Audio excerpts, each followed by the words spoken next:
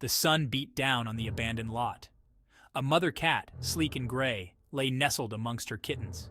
Her eyes were half closed, but her ears were pricked, listening to the sounds of the city around them. A sudden, jarring noise made her jump. A bulldozer roared to life, its engine a monster's growl. It was close, too close. Panic flooded her senses. She had to protect her babies. She nudged them, urging them to run, her heart pounding like a drum. They were small, barely bigger than her paw, but they scrambled to their feet, their tiny legs unsteady. The bulldozer lurched forward, its massive blade a wall of metal. She hissed, her fur on end, but there was no time to fight, only to flee. One by one, she guided her kittens toward the safety of a broken fence, a haven amongst the weeds. She watched, her heart in her throat, as they disappeared through the gap. Then, with one last glance back at the approaching bulldozer, she bolted after them.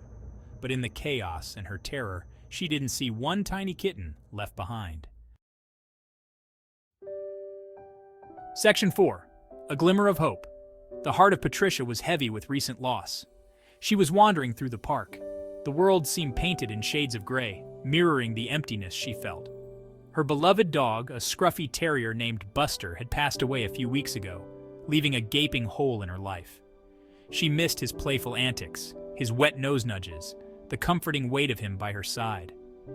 The sun peeked through the clouds, casting long shadows across the path. She stopped, drawn by a soft mewing coming from the bushes.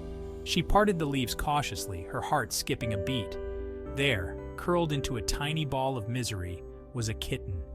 He was so small, so thin, his eyes filled with a deep sadness that mirrored her own.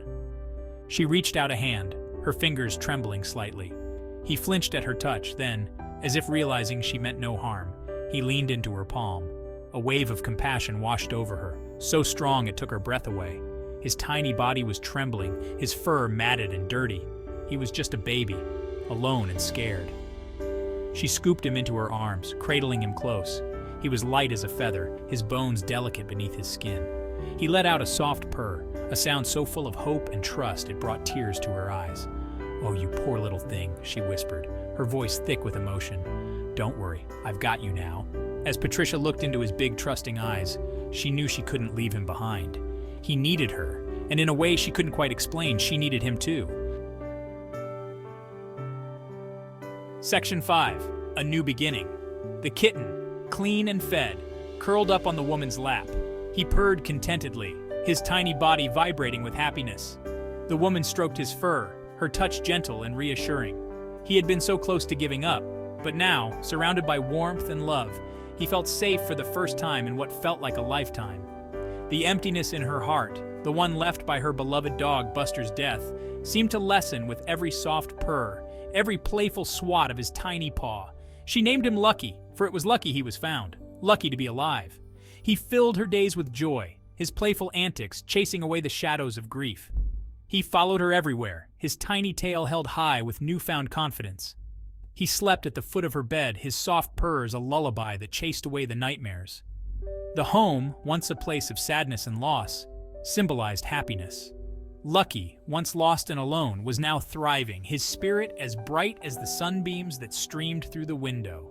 The woman smiled, her heart full. In saving Lucky, the woman realized she had saved herself too.